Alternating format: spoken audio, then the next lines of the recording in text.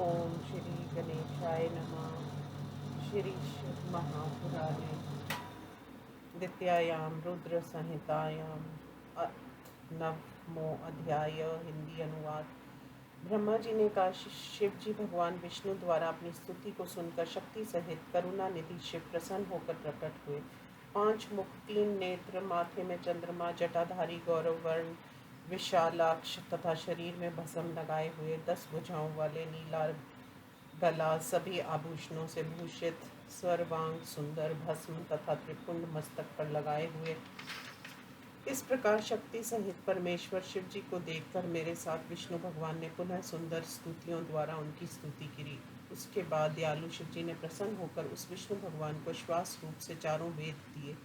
फिर उन्होंने परमात्मा हरि को ज्ञान दिया। हे मुनि, फिर हरि ने कृपा करके वह ज्ञान मुझे दिया। भगवान विष्णु उस वेद के उपदेश को प्राप्त कर तथा कृतार्थ होकर फिर उन्हीं महेश्वर से हाथ जोड़कर प्रणाम कर पूछने लगे। विष्णु भगवान ने कहा, हे देव, आप कैसे प्रसन्न होते हैं? मैं कैसे आपका पूजन करूं? कैसे आपका ध्यान करना चाहिए और कैसे वशीभूत होते हैं? हे महादेव, हमें आपकी आज्ञा से क्या करना चाहिए? हे शंकर, आप हमारी प्रसन्नता के लिए हमें सदा आज्ञा दीजिए। हे प्रभु महाराज शिव जी, हमें अपने अनुचर समझकर ये सब और भी जो कुछ हो उसे आप हमसे कहिए।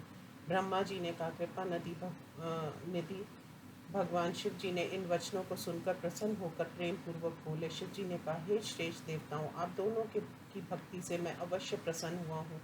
मुझ महादेव को देखते हुए किसी प्रकार का भय मत कीजिए। मेरे लिंग की सदा पूजा किया करो और इसी प्रकार जैसा कि इस समय दिखलाई दे रहा है ठीक वैसा ही मेरा ध्यान किया करो। यदि मेरा लिंग रूप से पूजन किया जाता है तो मैं प्रसन्न होकर सभी प्राणियों को अनेक प्रकार के इच्छित फलों को देता हूँ। हे श्रेष्ठ देवताओं, जब तुमको किसी प्रकार का भी कष्ट हो तो मेरे लिंग की पूजा करने से दुख का नाश हो जाता है। तुम दोनों महाबली देव मेरी प्रकृति से तथा मेरे दाहिनी बाहिनी अंगों से प्रकट हुए हो। ये संसार का पितामह ब्रह्मा मेरे शरीर के दाहिनी भाग से, और हे विष्णु, तुम मुझ परमात्मा के बाएं अंग से उत्पन्न हुए हो। मैं तुम दोनों से बहुत प्रसन्न हूँ। अंत तुम्हें इच्छित वर देता हूँ। तुम दोनों की मेरे प्रति दृढ़ भक्ति हो। तुम दोनों मेरी पार्थिव मूर्ति बनाकर, हे विद्वानों, उसकी विविध उपचारों से सेवा करके सुख प्राप्त करोगे।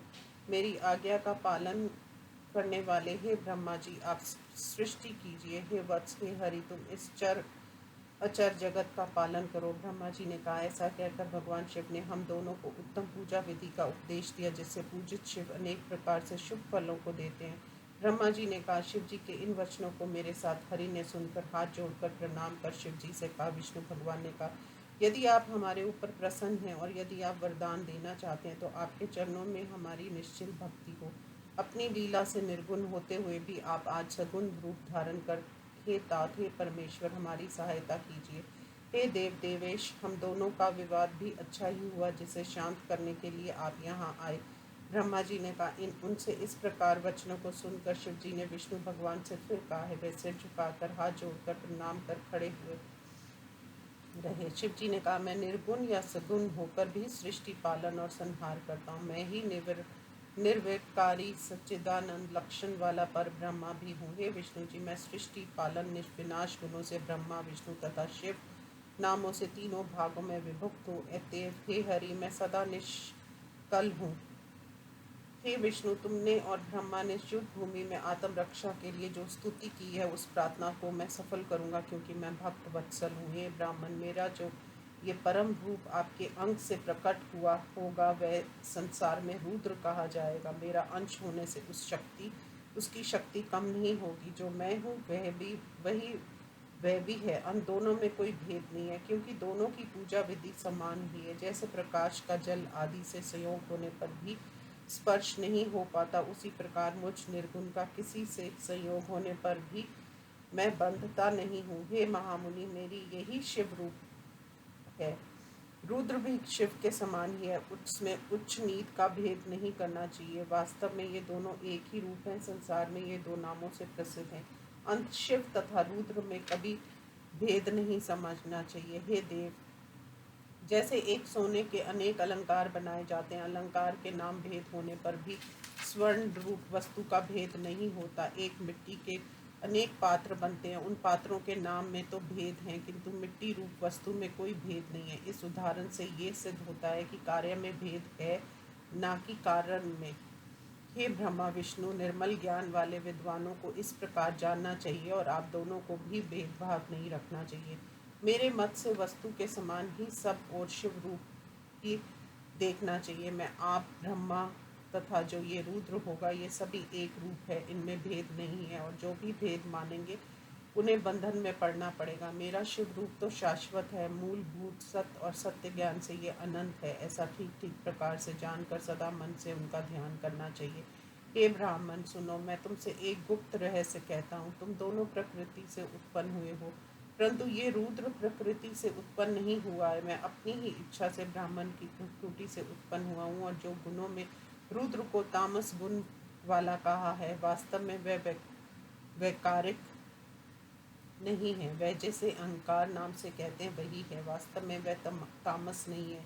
हे ब्रह्मा जी, इस कारण से तुम सृष्टि करता हो जाओ और सृष्टि की रक्षा का कार्य हरि विष्णु करें। मेरा जो ये अंश रुद्र नामक है, वह प्रलय करेगा, और जो ये उमा नामक परमेश्वरी प्रकृति देवी है, उसी की शक्ति वाग देवी ब्रह्मा की सेवा करेगी। वहाँ दूसरी शक्ति प्रकृति से उत्पन्न होगी, वह लक्ष्मी का रूप धारण करके विष्णु का आश्रय लेगी। फिर वह काली इस नाम से निश्चित ही मेरे अंश को प्राप्त होगी। वह वहाँ संसार के कार्य का निर्वाह करने के लिए प्रकट होगी। इस प्रकार देवी की 3 प्रकार की शक्तियाँ शुभ कही गई हैं। उन शक्तियों का क्रमश सृष्टि स्थिति प्रलय कार्य है। हे सुरोतम, मेरी प्रिय प्रकृति ही ये अंश है। तुम लक्ष्मी की उपासना करके अपना कार्य करो, और हे ब्रह्मा जी, तुम मेरी प्रकृति के अंश किरा देवी को प्राप्त कर मेरी आज्ञा पाकर हृदय से सृष्टि रचना का कार्य करो, और मैं मेरी प्रिया का परात्पर काली रूप जो अंश है उसे प्राप्त करके रुद्र रूप से प्रलय करूँगा। सभी आश्रमों तथा चारों वर्ण वाले लोक को इसके अतिरिक्त और भी दूसरे कार्यों को करके सुख प्राप्त करो। ज्ञान विज्ञान से युक्त होकर संसार का हित करने के लिए आप आज मेरी आज्ञा से मनुष्यों की मुक्ति देने वाले हो जाओ। जो फल मेरे दर्शन का है, वही तुम्हारे दर्शन का भी होगा। इस प्रकार आज मैंने तुम्हें वर दे दिया है। ये सत्य है, इसमें कोई संदेह नहीं है। मेरे हृदय में विष्णु रहते हैं और विष्णु के हृदय में मैं रहता हूँ। हम दोनों में मेरा मन कोई अंतर नहीं समझता है, क्योंकि मेरे बाएं अंग से विष्णु और दाहिने अंग से ब्रह्मा उत्पन्न हुए हैं। महाप्रलय को करने वाले विश्व आत्मा रुद्र मेरे हृदय से पैदा हुए हैं। हे विष्णु, इस प्रकार मैं ब्रह्मा विष्णु भव नाम से 3 भागों में बट गया हूँ। सत्व रज तम, इन 3 गुणों से उत्पत्ति पालन विनाश करता हूँ। साक्षात शिव जी तीनों गुणों से भिन्न और प्रकृति तथा पुरुष से परे हैं। वे पर ब्रह्मा अद्वय अविनाशी अनंत पूर्ण तथा निरंजन है। भीतर तम बाहर सत्य गुण वाले तीनों लोकों के पालक हरि हैं। भीतर सत्व और बाहर तमो गुण वाले शिव तीनों लोकों का विनाश करते हैं। भीतर तथा बाहर रजोगुण वाले तथा 3 लोकों की सृष्टि करने वाले ब्रह्मा जी हैं। इस प्रकार तीनों देवों में गुण और शिव तीनों गुणों से भिन्न है। हे विष्णु, इस सृष्टिकर्ता पितामह की तुम प्रेम से रक्षा करो। तुम मेरी आज्ञा से तीनों लोकों में पूजनीय हो जाओगे। तुम्हारे और ब्रह्मा की सेवा के योग रुद्र ही होगा। तीनों लोकों का लय करने वाले शिवजी पूर्णावतार हैं। पद्य कल्प में पितामह तुम्हारे पुत्र के रूप में जन्म लेंगे। उस समय तुम और ब्रह्मा जी मुझे देखोगे। इस प्रकार सर्वेश्वर तुम प्रभु महेशान हर अतुलनीय कृपा करके प्रेम पूर्वक विष्णु भगवान से कहने लगे। इस प्रकार शिव महापुराण में शिव तत्व वर्णन नामक 9वां अध्याय समाप्त। अथ 10वां अध्याय। परमेश्वर ने कहा, हे हरि, हे विष्णु, हे सुब्रत, और भी मेरी आज्ञा को सुनो। तुम सदा सब लोगों के मान्य और पूज्य होगे। ब्रह्मा जी द्वारा रचित लोक में जब दुख पैदा होगा, तब तुम उस दुख का विनाश करने के लिए तत्पर रहना। मैं तुम्हारे सभी ऐसे नियोग कार्यों में सहायता करूंगा। मैं तुम्हारे भयंकर अजय शत्रुओं का भी विनाश करूंगा। हे विष्णु भगवान, अनेक अवतारों को लेकर अपनी उत्तम कीर्ति का विस्तार करो और संसार के प्राणियों को तारने के लिए तत्पर हो। मैं सगुण रूप रुद्र इस शरीर में सदैव लोगों के समस्त कार्यों को करूंगा, और जिन्हें तुम्हें नहीं कर सकोगे उन्हें भी मैं करूँगा, इसमें संदेह नहीं है। रुद्र को आपका ध्यान करना चाहिए और ब्रह्मा जी को रुद्र का ध्यान करना चाहिए। तुम दोनों में तथा तुम में रुद्र में कोई अंतर नहीं है। वास्तव में तुम तीनों एक तत्व एक ही हो। हे विष्णु जी, ये सब वरदान तथा लीला मात्र का भेद है, यही सत्य है, इसमें कोई संदेह नहीं है। जो रुद्र भक्त विष्णु की निंदा करेगा उसके संपूर्ण पुण्य शीघ्र ही भस्म हो जाएंगे। हे पुरुषोत्तम, तुम्हारे साथ वैर करने के कारण उसका नरक में पतन हो जाता है। हे विष्णुदेव, ऐसी मेरी आज्ञा है, ये सत्य है, इसमें संदेह नहीं है। हे विष्णु, इस लोक में तुम मनुष्यों को विशेष करके भक्ति तथा मुक्ति देने वाला हो, ध्येय एवं पूज्य भी हो। उनके साथ यथोचित व्यवहार करो। ऐसा कहकर मेरा और ब्रह्मा का हाथ पकड़कर उन्होंने हरि से कहा, प्राणियों के दुखों में उनको दूर करने के लिए सदैव तुम सहायक बनो। तुम सभी देवताओं के अध्यक्ष होगे, सभी की भक्ति तथा मुक्ति प्रदान करोगे, प्राणियों के सभी कार्यों को सिद्ध करने वाले होगे। मेरी आज्ञा से तुम सभी के प्राण स्वरूप होगे। हे हरि, संकट काल में मेरे शरीर रूपी रूप तुम्हारा भजन किया जाएगा। जिसने तुम्हारा सहारा लिया है वह निश्चित ही मेरे ही सहारे पर है। जो इसमें अंतर समझता है वह निश्चित ही नरगामी होता है। तुम विशेष करके देवताओं के आयु बल को सुनो। ब्रह्मा विष्णु शिव की एकता में संदेह नहीं करना चाहिए। 4000 युग का ब्रह्मा का एक दिन होता है, इसी क्रम से रात्रि का प्रमाण भी समझना चाहिए। इसी प्रकार के 30 दिनों का एक मास होता है, 12 महीनों का एक वर्ष होता है। इसी प्रकार ब्रह्मा जी की 100 वर्ष की आयु होती है। ब्रह्मा का एक वर्ष विष्णु का एक दिन होता है। वह अपने प्रमाण से 100 वर्षों तक जीवित रहता है। विष्णु के एक वर्ष के बराबर शिव का एक दिन होता है। इस प्रकार नर रूपी शिव भी 100 वर्ष तक जीवित रहता है। जब तक सदाशिव के मुख में उच्छ्वास रहता है और जब वह निश्वास के रूप में परिणत नहीं हो जाता तब तक शक्ति प्राप्त होती रहती है। निश्वास और उच्छ्वास का क्रम सभी शरीरधारियों तथा ब्रह्मा विष्णु शिव गंधर्व सर्प राक्षस आदि में देखा जाता है। हे श्रेष्ठ देवताओं, 21,100 और 600 दिनों रातों का प्रमाण कहा गया है। 6 उच्छ्वास तथा निश्वास का एक पल होता है।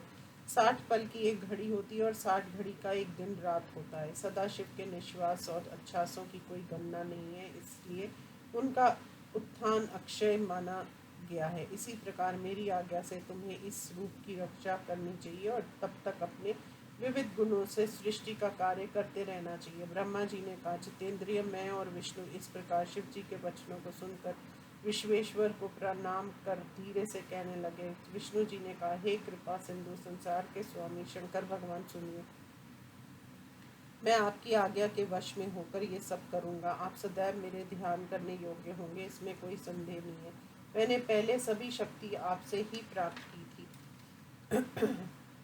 हे स्वामी, आपका ध्यान ही मेरा सर्वस्व है। वह एक क्षण के लिए भी मेरे मन से कभी ना उतरे। मेरा भक्त भी यदि आपकी निंदा करेगा तो आप उसे नरकगामी बना दें। जो आपका भक्त होगा वह मुझे भी प्रिय होगा। ऐसा जो जानता है उसके लिए मुक्ति दुर्लभ नहीं है। निश्चित रूप से आज आपने मेरी महिमा बढ़ाई है। यदि कभी मुझसे भूल हो जाए तो क्षमा करें। ब्रह्मा जी ने कहा, शिव जी विष्णु भगवान के इस प्रकार के उत्तम वचनों को सुनकर विष्णु जी से प्रेम पूर्वक कहने लगे कि मैंने तुम्हारी भूल को क्षमा कर दिया। परमेश्वर ने विष्णु जी से इस प्रकार कहकर कृपा निधि ने अपने दोनों हाथों से हमारे अंगों को स्पर्श किया।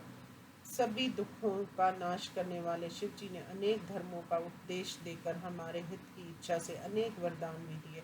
उसके बाद भक्त वत्सल भगवान शिव हम लोगों को कृपा दृष्टि से देखकर हम लोगों को देखते देखते वहीं अंतर ध्यान हो गए। तभी से इस भूलोक में लिंग पूजा की विधि प्रचलित हुई है। लिंग में प्रतिष्ठित शिव जी अपने भक्तों को मुक्ति तथा मुक्ति प्रदान करते हैं। लिंग वेदी महादेवी और लिंग साक्षात महेश्वर है। लय प्रलय कारक होने से इसे लिंग कहते हैं। इसमें संपूर्ण संसार स्थित है। जो शिवलिंग के समीप इस लिंग के महात्म्य को प्रतिदिन पढ़ता है वह 6 मास में शिव रूप हो जाता है, इसमें संदेह नहीं है। जो लिंग के सामने बैठकर कोई भी शुभ कार्य करता है, हे महामुनि, उसके पुण्यों के फलों को कहने में मैं समर्थ नहीं हूँ। इस प्रकार श्री शिव महापुराण में परम शिव तत्व वर्णन नामक 10वां अध्याय समाप्त। ओम नमः शिवाय।